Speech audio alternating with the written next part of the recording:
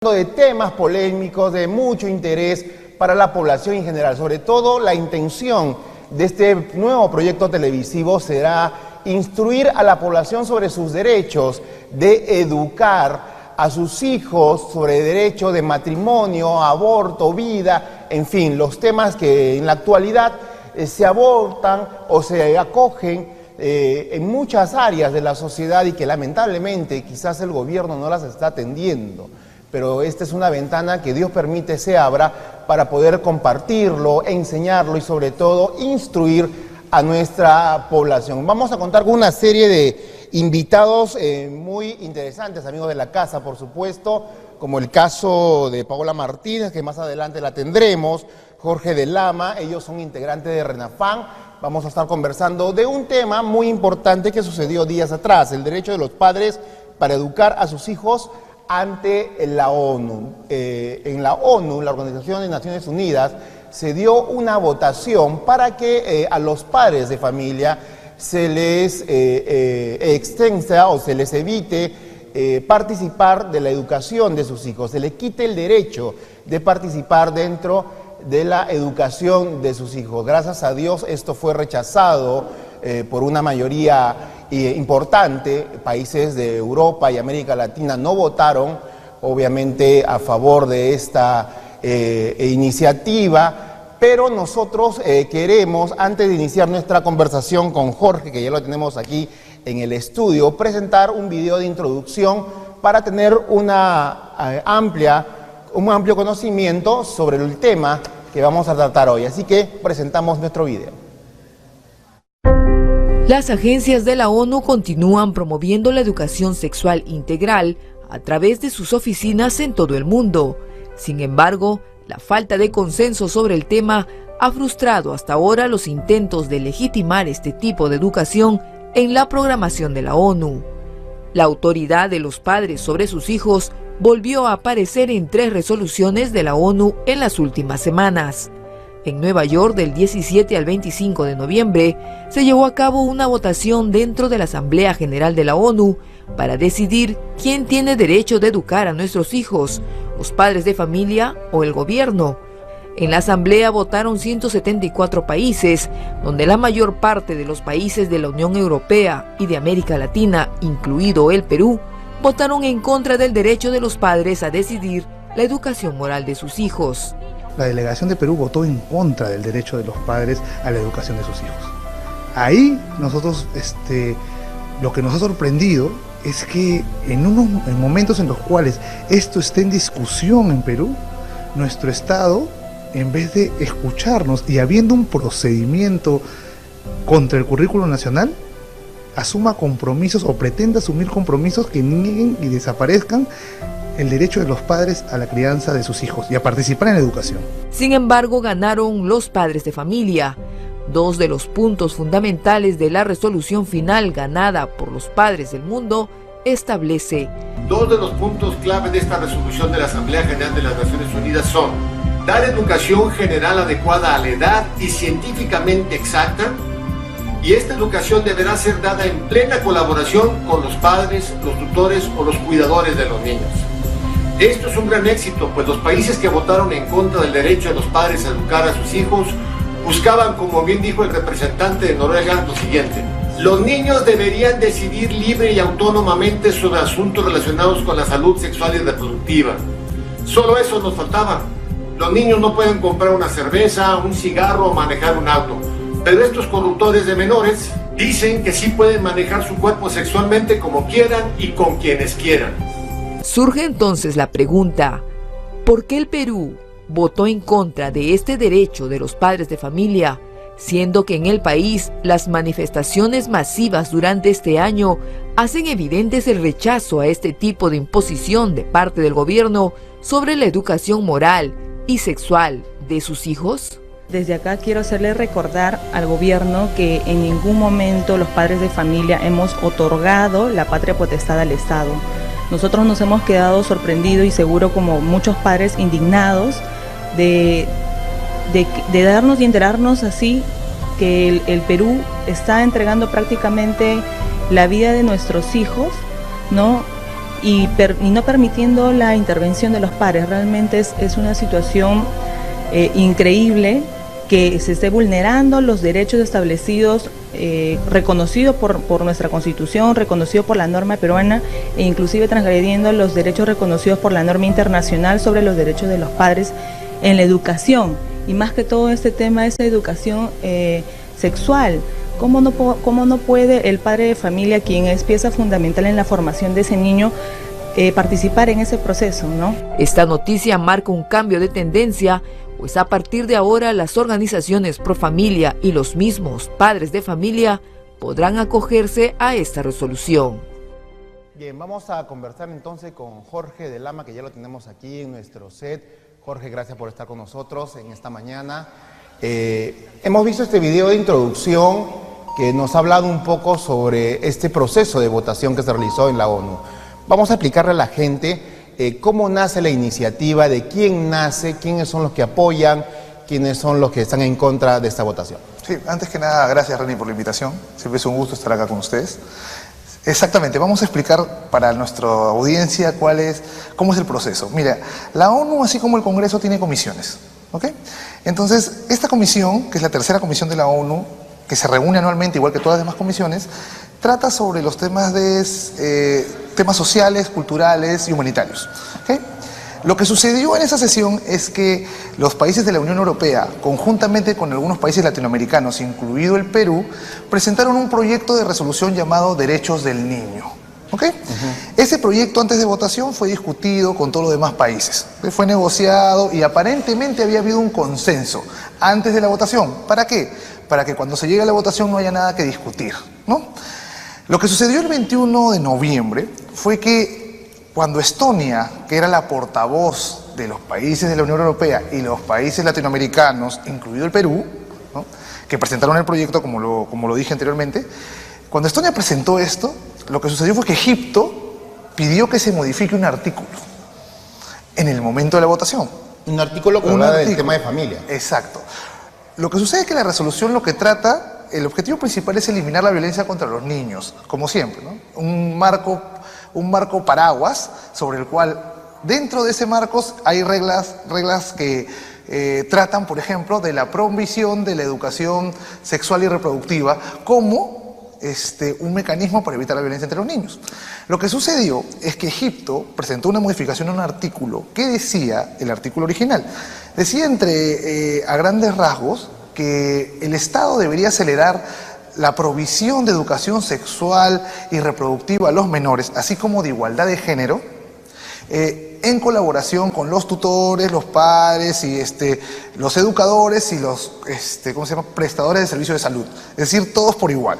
Lo que pidió Egipto es que se incluya un término, que se incluya la dirección y guía de los padres de manera preferente y prioritaria antes de entregar esta información. Que dicho sea de paso, Jorge, y eso la gente lo tiene que saber, la gente por supuesto en redes sociales, el derecho del padre de familia, que creo que es el actor principal respecto a la educación de los hijos, es un derecho, por decirlo así, intangible. O sea, eso siempre en la mayoría de constituciones sudamericanas, en la nuestra por supuesto, está observado, oleado y sacramentado.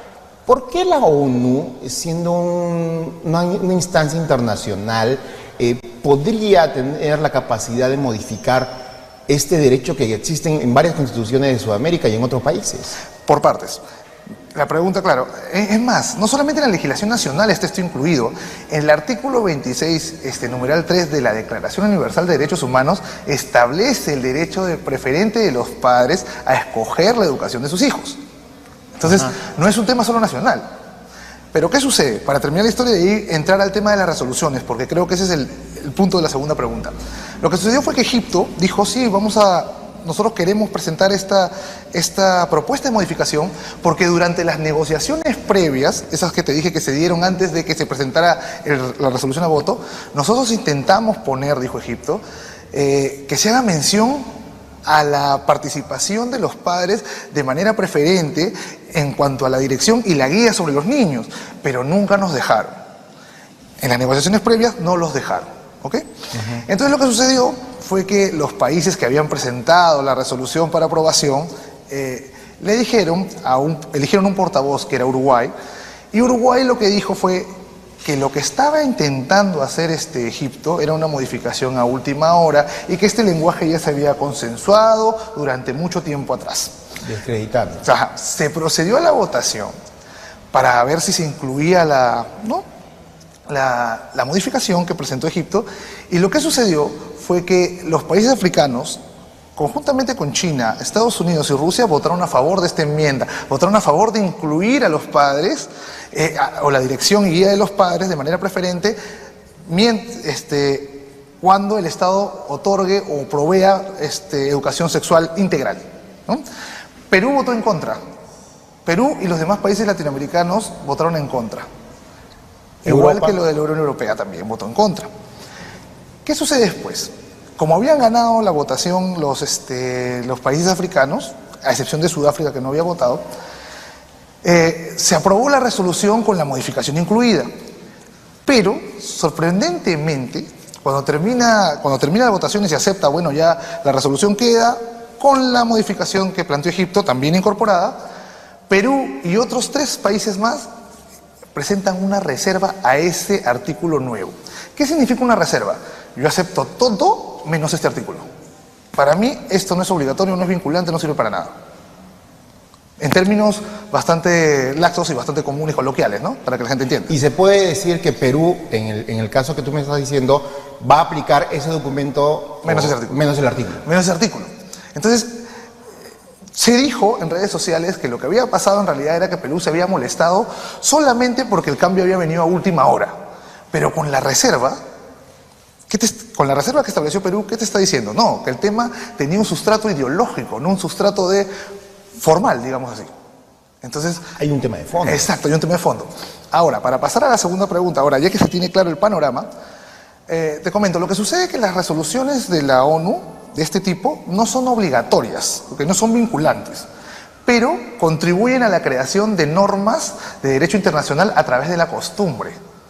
Lo que pasa es que en la ONU y en el derecho internacional no existe pues un organismo que se encarga de hacer normas obligatorias para todos, como podríamos decir un ministerio de Energía y Minas acá, por ejemplo. El Ministerio de Energía y Minas saca una resolución y eso es obligatorio para todos. ¿Podríamos decir que por ese lado estamos tranquilos entonces, que no se nos va a obligar? Hasta cierto punto, porque lo que sucede es que cuando tú, como he dicho, las resoluciones generan costumbre internacional. Es decir, empiezan a generar una práctica reiterada que en algún momento se cristaliza o se concreta.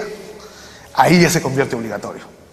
Entonces lo que se observa de las resoluciones, que inclusive, te comento, Canadá, cuando interviene en este debate contra la propuesta de Egipto, dice, este lenguaje ya lo hemos usado por 2 años y en 4 resoluciones. Es decir, estaban generando costumbre. Porque como las resoluciones se aprueban entre todos, quiere decir que estas resoluciones son aceptadas por todos y hay una práctica de todos. Podrían generar una costumbre de derecho internacional en la cual no se haga referencia al derecho de los padres de familias a guiar y a dirigir preferentemente la educación de sus hijos en temas de educación sexual y reproductiva.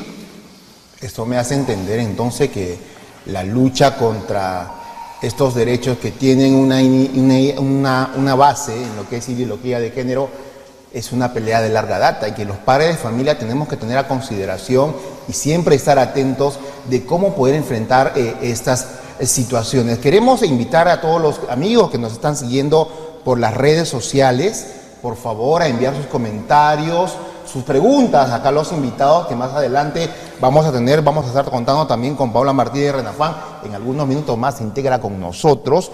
Pero Jorge, hablando bien de esta situación, la intención de dejar de un lado a los padres de familia ya se ha visto o observada en el Perú. Si bien es cierto, esto de la ONU pasó días atrás, pero nosotros hemos tenido una lucha desde el año pasado, desde este gobierno, el anterior, a través del Ministerio de Educación. Y el bendito currículum 2017, que gracias a Dios en parte, aunque ya terminando el año no se va a hacer efectivo, ha sido la astilla, la molestia que ha generado la reacción de los padres de familia. En el Perú, ¿qué tanto se ha avanzado con esta imposición en contra de los padres ¿Y cuál ha sido la reacción que se ha tenido hasta el momento? Mira, el primer intento de este tipo de ideologías o de políticas públicas ideologizadas, que eso para mí es el término correcto, ¿no? Siempre fue entrar por abajo de la alfombra, ¿no? Usando una especie de estrategia terminológica, es decir, conceptos tan amplios que se pueden rellenar con cualquier cosa, como la palabra género, el enfoque de género, ¿no? Y cualquier tipo de término que eufemísticamente te haga aceptarlo o verlo como algo inocuo, ¿no? Como por ejemplo matrimonio igualitario. El término igualitario suena bastante, no sé si te digo convincente, pero bastante aceptable, ¿no? De la misma forma, cuando hablamos de interrupción involuntaria del embarazo, es un término eufemístico, para no decir la matanza o quitarle la vida a un ser humano no nacido. Exacto, o asesinarlo, ¿no? Entonces, la primera estrategia que pudimos observar es esta forma de entrar por debajo de la alfombra, ¿no? Cambio de vocabulario. Cambio de vocabulario es lo primero que se tiene que hacer para poder normalizar ciertas conductas, para luego de normalizarlas, convertirlas en un valor y luego finalmente convertirlas en un derecho. Ajá. ¿Por qué? Porque primero normalizamos una conducta que es negativa a partir de por ejemplo, el tema de las palabras, ¿no? Digámoslo así. Después, lo que viene es convertirlas en valor. Por ejemplo, lo que ha sucedido con el currículum cuando habla del tema de la identidad de género. La identidad de género, es decir, creerse hombre o mujer de acuerdo a lo que tú consideres, parece ser un valor, ¿no? Lo ponen como un valor en el currículum, porque así lo describen. Porque termina siendo algo deseable de ser inclusive impartido a los niños, para luego pasar por una estrategia de convertirlo en derecho. Si es algo bueno, ya no es solo algo normal, es algo bueno, es algo deseable. Ahora tiene que ser un derecho, ya es algo protegido. Esa es la estrategia que se sigue en casi todos los países cuando se intenta imponer esto. Lo que sucedió en el Perú es que los padres de familia y muchísimas organizaciones respondieron ante esta estrategia cortándola a la mitad. Es decir, cuando se quería convertir en derecho reaccionamos, pero no cuando se habían normalizado los términos. Entonces, lo que se ve ahora es como que el péndulo se hubiera detenido, quiere ser empujado por los actores del gobierno, pero la población civil, o la sociedad civil, está empujando el péndulo hacia el otro lado, ¿no?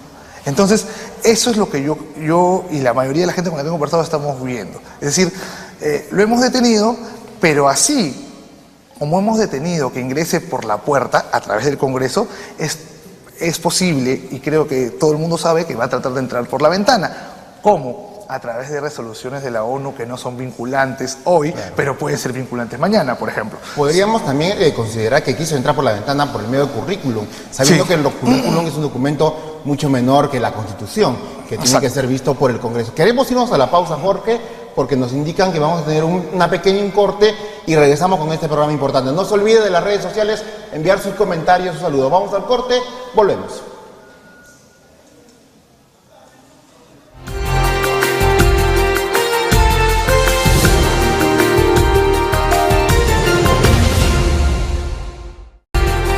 Su programa Betel Informa. Gracias por estar con nosotros, aquellos que nos siguen por la señal de 25.1 y por nuestras redes sociales. Envíen sus comentarios, sus preguntas respecto a este tema muy importante que estamos tratando, el derecho de los padres de familia para educar a sus hijos ante la ONU. Y estamos ya también contando con la presencia de la doctora Paola Martínez, ella es también integrante de RENAFAN. Vamos a seguir conversando también con Jorge, con ella, sobre estos puntos. Doctora, gracias por estar con nosotros. Si bien ya con Jorge conversábamos sobre este proceso de votación que se ha realizado, sobre lo que quieren hacer con los padres de familia, de quitarnos el derecho de intervenir en la educación de nuestros hijos. Usted nos comentaba antes de ya regresar al aire, la patria potestad.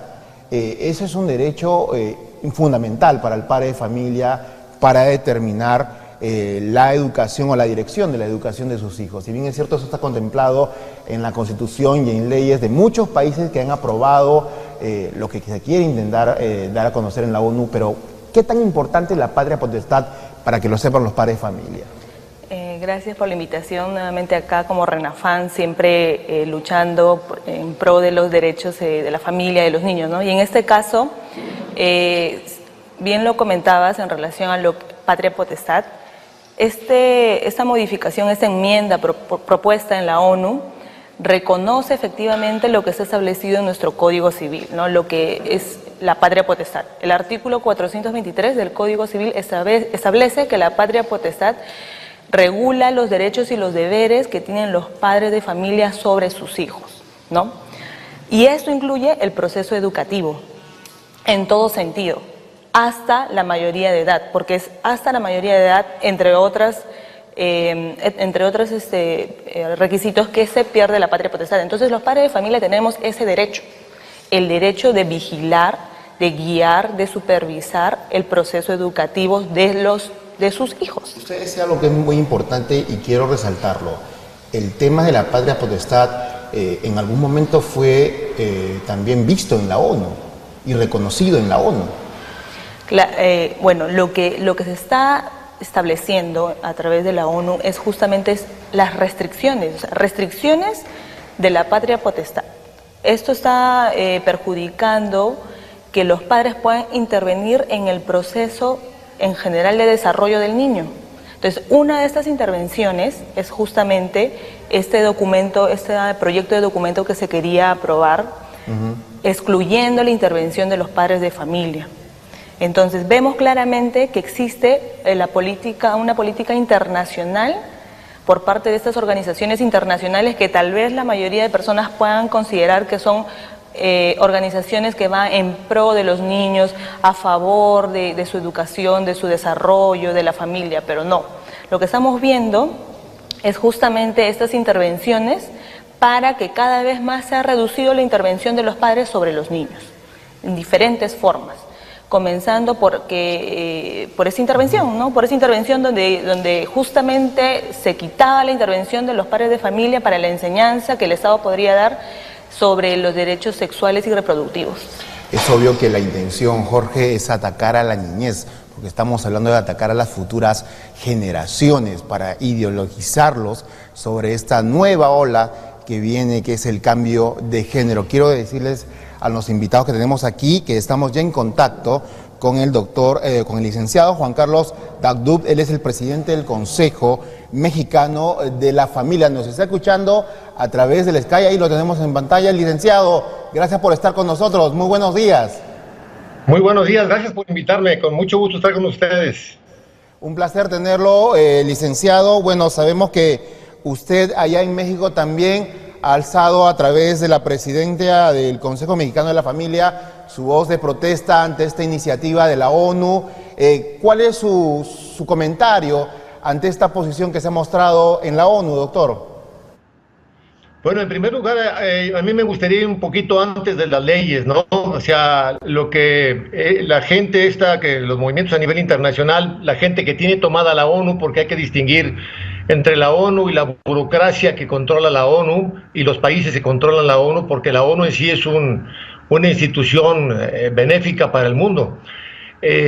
La primera parte es que los padres, por naturaleza, tenemos el derecho a educar a los hijos. Yo no encuentro dónde va a haber un político en alguna parte del mundo que quiera más a mis hijos como para dedicarse y esforzarse por darle lo mejor a ellos. Entonces es un absurdo que alguien venga a suplantarnos y decir que ellos saben más que nosotros o que ellos quieren más que nosotros a nuestros propios hijos y que les van a dar una mejor educación que nosotros. En México, por ejemplo, estamos en último lugar de la OCDE en desempeño académico desde hace 24 años. O sea, la educación pública en México, que cubre el 90% de los estudiantes, tiene hundido al país en ese sentido, ¿no? Entonces, yo no creo que, además de las leyes, no creo que haya nadie que pueda tener mayor interés en que los chicos tengan una mejor educación. Por otra parte, lo que ha ocurrido el día 21 de noviembre de este mes pasado, fue una votación donde precisamente se quería revertir algo que ya existe, porque el derecho primario de los padres a educar a los hijos es un derecho humano fundamental. O sea, no les estamos pidiendo permiso, es un derecho humano que nos tienen que cumplir, que nos tienen que respetar. Y ahorita lo que se pretendía hacer con esa votación en la Asamblea General de Naciones Unidas, que ese es el organismo que manda, o sea, la Asamblea General, no la UNESCO, no la Organización Mundial de la Salud, no ningún otro organismo perteneciente a esta institución, sino la Asamblea General, que es la que está formada por todos los países. Y en esta votación, la mayoría votó por seguir manteniendo el reconocimiento de los padres a educar a sus hijos. Aquí el problema que nos preocupa muchísimo es que los que votaron en contra de los padres fue Europa y América, excepto Estados Unidos. O sea, todo Latinoamérica, excepto, bueno, creo que es Trinidad, un país, no Trinidad, Santa Lucía. Nada más Estados Unidos y Santa Lucía fueron los únicos dos países que reconocieron los derechos de los padres a educar a los hijos. Es una tendencia realmente preocupante, ¿verdad? Porque realmente si el Estado empieza a tomar el control de nuestros niños para poderlos manipular, para que estos políticos corruptos e incompetentes sigan manejando los países a su antojo, pues entonces sí, lo que se nos avecina a América Latina es un caos, y a los padres en particular, pues un dolor bastante fuerte, porque vamos a perder esto que ustedes hablan de la patria potestad de nuestros hijos. Ojo, exclusivamente en materia de sexualidad, ¿sí? Las consecuencias que sufren nuestros hijos de la conducta sexual que está induciendo, en este caso el gobierno de México, que es una educación sexual promiscua, anticientífica, inmoral, pues bueno, las vamos a tener que sufrir los padres, ¿verdad? Con estos embarazos adolescentes, que por ejemplo México también tiene el primer lugar de embarazos de adolescentes en la OCDE. Estamos hablando de cerca de casi 450,000 chicas embarazadas cada año, menores de edad, donde, bueno, si les preguntas a las chicas si sabían de anticonceptivos y de preservativos, te dicen sí, claro, sí sabía. Pero una cosa es tener la capacidad física de tener relaciones sexuales, y otra cosa muy diferente es tener la madurez para poder llevar a cabo esas relaciones sexuales. Entonces, los que están cargando con este peso de estas chicas que se trastornan la vida al quedar embarazadas, pues son sus padres. El gobierno pues ahí no se mete, ¿verdad? Bueno, sí, el concepto es clarísimo, licenciado, y respecto a un tema que también es de preocupación dentro del proceso de educación, Paola, Jorge, es el interés que tienen, obviamente esto viene de muy arriba, los gobiernos que apoyan estas ideologías para atacar el tema de educación sexual. En el caso de Perú, licenciado, quiero comentarle, para el próximo año educativo, el 2018, se están dando algunas indicaciones dentro del Ministerio de Educación, al parecer, porque tenemos avisos de gente que nos escribe, por ejemplo, un dato muy importante, nos dice Jansen desde el Callao: por favor, estén muy atentos, esta semana que viene la matrícula en escuelas y colegios entregará una hoja donde preguntan si quieren que les den educación sexual a nuestros hijos. Él recomienda y dice, simplemente escriban que no, muy atentos, por favor, respondan no, porque ahí meterían la ideología de género. De esto creo que, Paola, deberíamos estar atentos. Claro, lo que se está viendo es la corriente internacional, como lo comentaba el licenciado. En este caso es querer implementar que existan nuevamente las guías de educación sexual integral, ¿no? Estas guías que ya creo que la mayoría conocemos, que lo que buscan no es información biológica de la sexualidad, es información ideológica de la sexualidad, información donde no se va a educar a los niños respecto de sus aparatos reproductivos, sino se les va a adoctrinar, se les va a hipersexualizar, se les va a confundir.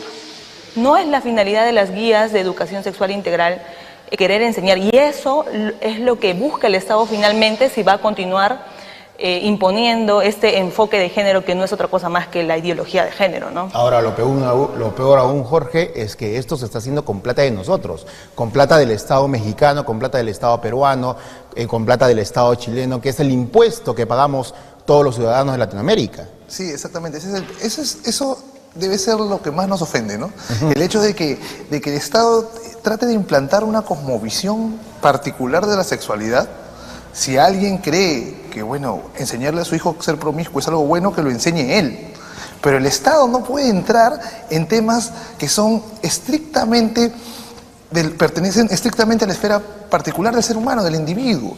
Entonces, cuando tú ves que alguien te quiere decir que tener relaciones sexuales a los niños, ¿no? Decirle a los niños que tener relaciones sexuales a temprana edad o que vivan su sexualidad a temprana edad es algo bueno, está entrando en moral.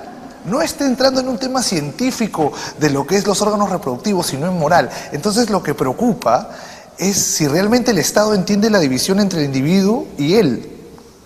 Nosotros, cuando hemos pactado una constitución, y las constituciones liberales que tuvieron los estados posteriores a la Revolución Francesa, lo que buscaban es establecer un límite y una separación entre el Estado y el individuo, ¿no? Para que el Estado no interfiera en nuestra esfera privada, para que nos deje ser libres y a través de nosotros generar el progreso y el desarrollo de las civilizaciones. Lo que está cambiando es esa noción. La noción es diferente. Es, mira, ¿sabes qué? Los padres en realidad tendrán derecho, pero no son totalmente capaces de hacerlo, así que lo voy a hacer yo. Como si el Estado fuera capaz de hacer algo relativamente correcto, y nuestra historia lo que nos está diciendo es que el Estado no lo tiene. Bueno, el licenciado Juan Carlos, que está todavía en línea, claramente nos ha mostrado que el caso mexicano, el Estado nunca aportó nada y seguro nos va a seguir implementando este tema. Licenciado, quiero hacerle un comentario que quizás es muy importante resaltarlo. Nelly Giovanna Rojas nos dice, el tema no solo es legal, porque obviamente esta es una arista del tema, sino también es biológico y científico. De ello el Estado está haciendo oídos sordos. Y si hablamos que sí es biológico, científico, hablamos que es educación. El Estado no está implementando políticas de educación adecuada para dar estas orientaciones a nuestros niños, a los padres de familia, que deberían ser partícipes de todo este proceso. Licenciado Juan Carlos, coméntenos, usted en la experiencia que ha tenido hablando sobre estos temas, ¿qué instituciones internacionales arriba de la ONU, qué grupos de poder arriba de la ONU realmente están interesados de poder meter toda esta ideología en la educación de los hijos, en atacar los principios de familia? Explíquenos un poco. Bueno, es un tema un poquito extenso, trataré de ser muy breve. Tomaría nada más dos puntos importantes de lo que comentaron mis compañeros ahorita que están participando en el programa. Una de ellas es que al Estado solamente le corresponde exclusivamente hablar sobre la cuestión sexual en materia biológica, en cuáles son los órganos sexuales, cómo funcionan, etcétera. El cómo utiliza uno su sexualidad es una cuestión de carácter moral. O sea, no puede venir el Estado a establecer una moral particular que a él cree que esa debe ser. O sea, cada familia tiene las condiciones que considera convenientes y se las explica a sus hijos desde el punto de vista moral. Si queremos que nuestras hijas o nuestros hijos vivan la castidad, pues muy del padre de familia decidir que ese tipo de vida lleven sus hijos. Si es un macho, como los machos que tenemos fama acá los mexicanos, de que llevan a sus hijos a los 15 años a un prostíbulo, algunos tipos porque para que se haga hombrecito, pues bueno, también es su responsabilidad, él tendrá que pagar las consecuencias de eso. Pero entonces la parte moral no le corresponde al Estado y eso lo tiene que tener muy claro. Eso es una cuestión que nos corresponde total y absolutamente a los padres. Uno de los cuestionamientos que también hacen, y comentó uno de los colegas ahorita ahí, era de que quizá los padres de familia dicen que los padres no estamos preparados. Y vamos, posiblemente sí, habremos muchos padres de familia que no tenemos la formación, la capacidad para educar como nos gustaría a nuestros hijos, pero eso no constituye un derecho del Estado para venir a desplazarnos a nosotros. Él tendría que entrar en una función de subsidiariedad. Si él considera, si nosotros somos las personas que más amamos a nuestros hijos y no estamos preparados, entonces prepáranos a nosotros para que nosotros seamos los que les demos la educación mejor a nuestros hijos. No nos vas a desplazar, no tienes derecho a quitarnos del medio. ¿Sí? Ahora, entrando al campo de qué es lo que está pasando, qué intereses mueven esto, bueno, pues hay intereses políticos y hay intereses económicos muy grandes. Voy a mencionar tres básicamente. ¿Quién gana con este desorden sexual que se está promoviendo a nivel internacional? Bueno, pues en primer lugar la industria farmacéutica, ¿no? La cantidad de enfermedades de transmisión sexual se han multiplicado por 5 en los últimos 50 años, ¿sí? Entre más promiscuidad, más enfermedades de transmisión sexual, más embarazos inesperados, más abortos, y bueno, esta gente gana con el desorden, gana también el resto de la industria del sexo, la gente que promueve la prostitución infantil, la prostitución de mujeres, la que promueve la pornografía infantil, la pornografía de mujeres. O sea, todo este tipo de industria del sexo, en la que yo también incluyo a la industria farmacéutica, porque es la que se beneficia. Bueno, la industria farmacéutica, había que aclarar que tiene vínculos con productos relacionados con la sexualidad humana, es la gente que está feliz ahorita, pues porque, por ejemplo, agarramos el caso del SIDA, tiene más de 30 años que se descubrió y coincidentemente no se ha podido encontrar cura, pero sí se ha convertido en una enfermedad crónica.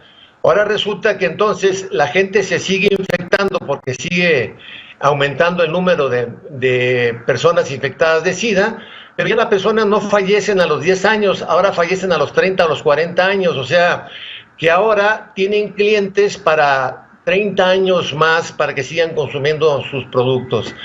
Otro punto importante es la masonería a nivel internacional, ¿no? Esto va directamente afectando la religión de los creyentes de América Latina, que es eminentemente cristiana, pero también le pega a los musulmanes y les pega a los judíos, ¿no? Porque básicamente, por ejemplo, el mensaje que manda el presidente de México, Enrique Peña Nieto, cuando dice que se permiten los matrimonios entre personas del mismo sexo, no es que esté diciendo que se pueden casar hombres con hombres y mujeres con mujeres. El mensaje que está mandando es decirles, a ver, señores cristianos, a ver si me van corrigiendo la Biblia, ¿sí? Porque nada de que varón y hembra los creó, ¿sí? Yo, Diosito Peña Nieto, digo que es varón, y hembra, y todos contra todos. Así es que vayan diciendo a su Dios que se equivocó y que me vaya corrigiendo la Biblia, el Corán y la Torah, porque todos parten del Antiguo Testamento. Entonces, si te pones a ver, empieza a haber un caos. Y aquí en México, no sé si ustedes también tengan este refrán, hay un refrán que dice, a río revuelto ganancia de pescadores. Cuando hay confusión, cuando hay indefinición, cuando no hay reglas claras, cuando todo se vale, cuando impera la dictadura del relativismo, como hablaba Benedicto XVI, el Papa el XVI, Joseph Ratzinger, esto lo afirmaba antes de ser Papa. Esta dictadura del relativismo es precisamente para generar esa confusión y entonces nosotros podamos ser presas fáciles de estos políticos que quieren tener el control de nuestros países. Y nosotros decimos que básicamente hay dos anclas que mantienen estable la vida de las personas. Una de ellas es la familia y la otra es la religión. Si a las personas les quitas, rompes las cadenas de esas anclas que les permiten mantener la estabilidad ante los ventarrones o las mareas fuertes, pues entonces al romper con esas cadenas, quedamos a merced de ellos precisamente, quedamos a merced de esas corrientes, de esos vientos, y van a llevar a nuestros hijos a donde ellos quieren. Entonces, así a grandes rasgos, estos son los principales grandes grupos de interés. Aquellos que quieren acabar con la religión, aquellos que quieren explotar a fondo la sexualidad humana para enriquecerse con ella, y los que en un momento dado están buscando el poder por el poder y quieren tener a una masa poblacional muy voluble, muy maleable, muy susceptible de ser manejada a través de estas herramientas que ellos tienen, que son los medios masivos de comunicación. Licenciado, interesante su conjetura. Sabemos entonces por dónde va toda esta corriente de leyes, de cambios, de ideología, de presión que existe a nivel internacional y que está influenciando en varios países de América Latina. Bueno, ya dominó esto Europa, lo hemos visto, pero lo bueno en resumen es que podemos entender que hay un aliado más que se ha levantado, y esto ha sido África, porque África ha sido el continente que ha puesto su voz de protesta y no quiere este tipo de leyes para la sociedad. Licenciado Juan Carlos Dabut, gracias por estar con nosotros. Nos despedimos de usted, un gusto tenerlo y esperemos también contar con su presencia en nuevas oportunidades. Con muchísimo gusto, gracias por invitarme y saludos a todos nuestros hermanos peruanos. Un gusto, Dios le bendiga. Nos despedimos de usted y con este recorte segundo regresamos con más. Recuerda, todas las redes sociales estamos saliendo por Betel Informa, Betel Televisión, el Facebook, YouTube también. Pueden enviar sus comentarios, sus preguntas y síganos en las redes sociales. Corte, volvemos. Programa especial, los especiales de Betel Informa, hablando sobre el derecho de los padres de familia para educar a sus hijos, y ahora estamos contando con la presencia del doctor Sergio Tapia. Él es abogado constitucionalista, un amigo de la casa también, que siempre nos acompaña en estos temas muy importantes. Doctor Sergio, gracias por estar con nosotros aquí. Para mí encantado de estar invitado a un programa de Betel.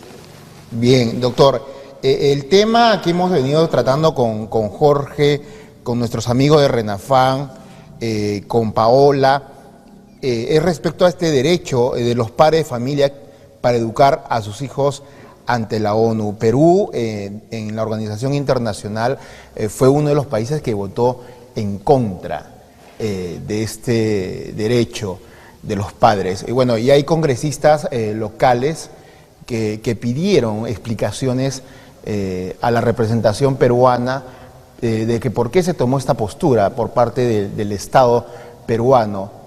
¿Cuál sería su comentario al respecto? Si sabemos que aquí en el país se está dando una lucha constante para defender este derecho de los padres de familia.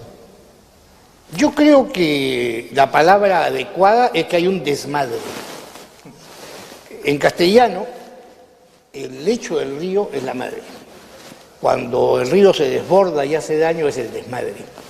Y entonces tenemos un desmadre expresado en diversas circunstancias que están haciendo al Estado de Derecho, a la República, que es la división de poderes, y a la democracia, que es el respeto a los ciudadanos en sus derechos fundamentales anteriores al Estado, tabla rasa. Primero, no es que el Estado ni los organismos internacionales, porque se le ocurre a un legislador dar por la Constitución o dar una ley que reconozca un derecho de los padres sobre los hijos. Eso está impuesto por la misma naturaleza. Por supuesto que solamente en gobiernos absolutistas, ilegítimos, totalitarios, pueden producirse leyes injustas que rechacen lo que es el orden natural. Pero yo pienso que estamos nosotros en el Perú no en una situación de esas, por cuanto nuestra Constitución establece todo un desarrollo respecto a el rol de los padres de familia en la educación de sus hijos. Y es interesante cuando uno repasa la Constitución a la cual están obligados no solamente todos los peruanos, sino especialmente los funcionarios del Estado. No solamente el ministro de Relaciones Exteriores, sino cualquier diplomático que nos represente en cualquier organismo internacional. Si bien la Constitución dice que el presidente dirige la política exterior, esa política exterior se rige primero por la Constitución, segundo por las leyes. Tenemos un Código Civil que establece el derecho y el deber de los padres con respecto a sus hijos. Y tenemos también los tratados internacionales. Pues ni la Constitución, ni las leyes, ni los tratados internacionales niegan los derechos de los padres sobre sus hijos. ¿Por qué? Por orden natural. Pero además, si uno lee la misma Constitución, va a ver que en un solo artículo se establece, por ejemplo, la regulación del rol del Estado en salud. Dice, el Estado regula la política de salud. Punto. Mientras que para tratar el tema educativo la Constitución dedica 7 artículos y uno fundamentalmente establecido sobre la participación de los padres de familia en el derecho de educar a sus hijos. Patricia, si bien es cierto, bajo lo que nos dice el doctor Tapia, la Constitución avala que el padre de familia tiene que intervenir en este proceso educativo, esta idea debió ser llevada a la ONU por parte de la representación peruana y se supone que debió apoyar la noción africana, mas no se hizo esto. ¿Por qué? Sí, efectivamente, como le comentaba, se debió, la patria potestad es una institución que no solamente es una institución peruana, es una institución que está reconocida a nivel internacional. Cada estado reconoce los deberes y derechos que tienen los padres sobre sus hijos. Ahora, esto debió haberse reconocido en ese documento, al momento de la elaboración del proyecto, ¿no? Pero lamentablemente no fue así. Razones, ya el licenciado lo ha comentado, existen razones políticas, económicas, de beneficio de estas empresas transnacionales para implementar esta ideología. No se hizo efectivamente, y es por eso que nosotros como RENAFAM solicitamos al Congreso, a la Comisión de Relaciones Exteriores, para que se cite al canciller y explique los motivos por los cuales el voto peruano fue en ese sentido, ¿no? En contra del derecho de los padres. Porque efectivamente la delegación peruana debió haber votado a favor del reconocimiento de la intervención de los padres en el proceso educativo en este caso sexual y reproductivo, ¿no? Pero no se hizo así. Entonces, como ya lo habíamos mencionado, nosotros no hemos otorgado la patria potestad al Estado para que ellos puedan hacer y deshacer con nuestros hijos en educación o cualquier otro tema, porque nosotros tenemos la patria potestad. Entonces nosotros les hacemos recordar desde aquí de que nosotros tenemos esa patria potestad y somos nosotros quienes vamos a velar por el proceso educativo de nuestros hijos.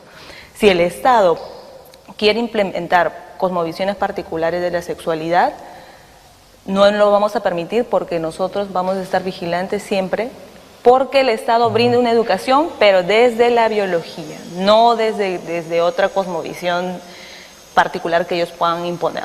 Y sobre este tema nos puede hablar Alicia Rubio, la licenciada Alicia Rubio ya está con nosotros vía Skype. Queremos saludarla a esta hora de la mañana aquí en Perú. Licenciada, gracias por estar con nosotros. Sabemos que usted ha sido una investigadora acérrima contra la ideología de género y el tema que nos convoca ahora es seguir peleando por los derechos naturales, y un derecho natural, por supuesto, es el que tienen los padres de familia de poder educar a sus hijos. Muy buenos días, licenciada.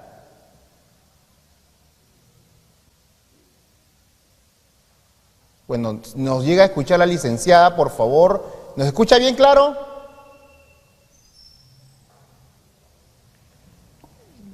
Bueno, sí, bueno, ella sí nos puede escuchar, pero parece que tenemos un tema de retorno de audio. A ver si los amigos allá de técnica nos pueden ayudar con esa situación. Jorge, entonces hablamos en algo claro, debe de respetarse la Constitución. Exactamente. Como bien dijo aquí el doctor Tapia, nosotros tenemos, los funcionarios de Estado tienen una base, un fundamento sobre el cual realizan la representación de nosotros ante cualquier entidad, ¿no? Y esas son las constituciones y las normas internacionales. Entonces, ya hablando de lo que supuestamente va a pasar en el Congreso, lo que podría pasar en el Congreso, es que el canciller, que ha sido llamado ya por el congresista Rosas, debe dar una explicación sobre, en primer término, por qué votó en contra de la enmienda que presentó Egipto, donde incluía que en temas de educación sexual, de igualdad de género, que brinde el Estado, cualquier tipo de esos servicios, de salud y de educación, se incluya y se reconozca el derecho preferente a los padres a conducir y a guiar este tipo de temas en los niños. Eso es lo primero. Lo segundo es, y yo supongo y asumo, que lo que se va a decir es que Perú votó en contra porque hubo un cambio a último minuto de una resolución que ya había sido negociada entre todos. Es el pretexto. Ese podría ser la razón medular que van a dar, o el argumento medular que van a dar. Tiene que explicar entonces por qué Perú y solo otros 4 o 5 estados establecieron una reserva a ese artículo modificado que ya había sido votado por todos y que finalmente se aprobó. Porque ahí ya como los televidentes pueden entender, ya no se trata pues de un tema formal, que hay una molestia por la forma que se dio el cambio del artículo, sino un tema ideológico, un tema de sustrato, hay un sustrato atrás, hay algo atrás. Porque solo Argentina, Brasil y Chile, y Colombia establecieron reservas sobre ese artículo. Y Perú. Los países de la Unión Europea, que también fueron los que promovieron este proyecto conjuntamente con los latinoamericanos, no establecieron reserva. Entonces, ¿qué pasa con la Cancillería? ¿Qué es lo que ellos consideran o hacia dónde se dirigen? ¿No? ¿O que se sinceren con nosotros y nos digan, oye, la verdad yo no considero que esto sea correcto, que ustedes no tengan tantos derechos o que los padres se les restrinja. Es decir, que sea honesta la Cancillería con nosotros. Ese es un buen punto que el gobierno debe de resaltar. Ahora sí, estamos en contacto con la licenciada Alicia Rubio. Ella es una investigadora sobre el tema de ideología de género. Licenciada, nuevamente, gracias por estar con nosotros aquí en los especiales de Betel Informa. Y coméntenos sobre esto que se viene tratando en Naciones Unidas, el debate que hubo semanas o días atrás por el derecho que tienen los padres de participar en el proceso de educación de sus hijos. Bueno, sabemos que la realidad española ya desde hace poco más de 30 años atrás aproximadamente ha sido bombardeada con leyes, con normas que ha limitado la participación de los padres y le ha dado mucha libertad a los temas de ideología de género. Pero queremos escuchar su comentario, licenciada. Muy buenos días. Bien, a ver, miren, en España ya tenemos esta lucha desde hace muchos años, pero el tema de la lucha ya que vimos que había ya imposición ideológica en los colegios fue hace unos 10 años.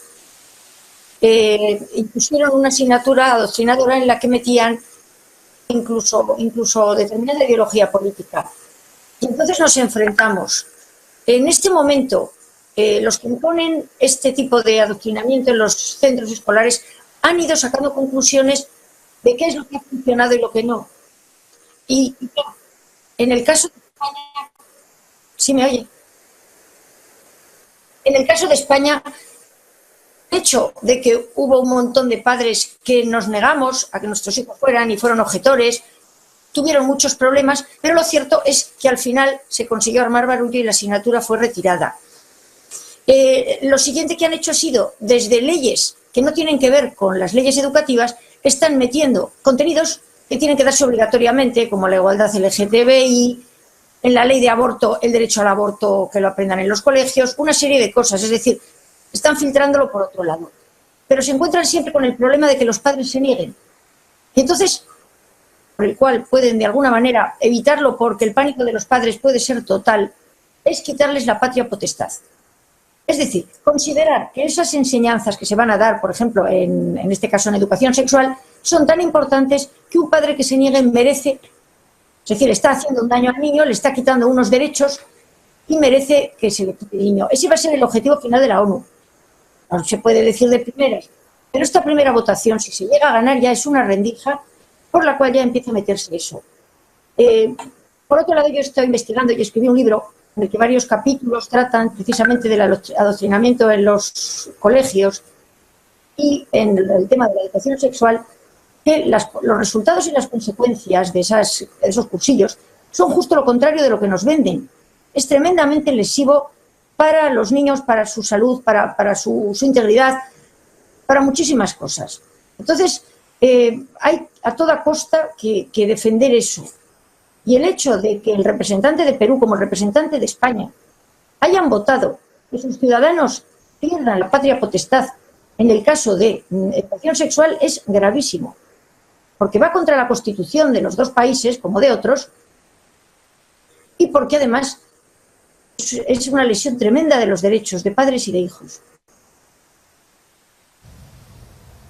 Bueno, en verdad eso es bien cierto, lo que nos comenta la licenciada, el derecho intrínseco del padre de poder participar en la educación de sus hijos. Estemos muy atentos, el próximo año el gobierno va a intentar nuevamente a través del Ministerio de Educación, y eso ya nos han estado avisando, de querer intervenir en la inscripción de las matrículas para poder meter los temas de educación sexual. Y por qué no decirlo, quizás obliguen a los padres de familia a firmar documentos que les exijan modificar temas de educación sexual o permitir que les enseñen cosas de educación sexual que están fuera de la currícula normal o de todo procedimiento educativo normal. Nosotros nos despedimos hasta aquí, el tiempo nos quedó cortísimo. Hay mucho por hablar, pero vamos a tener más programas de Betel Informa en sus especiales, agradeciéndole a nuestros invitados, a Jorge de Lama, a la doctora Paola Martínez, al doctor Sergio Tape, que siempre muy amablemente nos visita. Gracias por estar con nosotros. Sigan en la programación habitual de Betel Televisión. Dios le bendiga. Permiso, y nosotros seguimos con nuestro programa Tiempo de Clamor. A la verdad que no.